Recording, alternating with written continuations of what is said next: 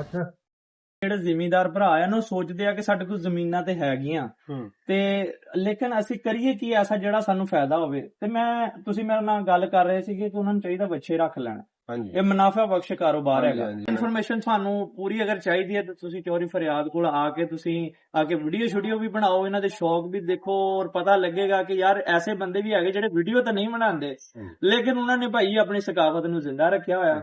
ਜਿਹੜੇ ਸਾਡੇ ਜ਼ਿਮੀਂਦਾਰ ਭਰਾ ਇਹ ਸ਼ੌਕ ਕਰਨਾ ਚਾਹੁੰਦੇ ਆ ਨਾ, ਬੱਚੇ ਰੱਖਣਾ ਚਾਹੁੰਦੇ ਆ, ਤੁਸੀਂ ਚੱਕ ਨੰਬਰ 232 ਚੌਰੀ ਫਰਿਆਦ ਮੈਂਬਰ ਚੌਰੀ ਲਤੀਫ ਮੈਂਬਰ ਦਾ ਬੇਟਾ ਜੀ, ਇਹਨਾਂ ਕੋਲੋਂ ਆ ਕੇ ਤੁਸੀਂ ਮਸ਼ਵਰਾ ਵੀ ਲੈ ਸਕਦੇ ਹੋ ਕਿ ਤੁਸੀਂ ਇਹ ਬੱਚਾ ਲੈਣਾ ਕਿੱਥੋਂ ਆ, ਇਹਨੂੰ ਤੁਸੀਂ ਇਹ ਤੇ ਮਿਹਨਤ ਕਿੱਦਾਂ ਕਰਨੀ ਹੈ, ਪਾਲਣਾ ਕਿੱਦਾਂ ਆ।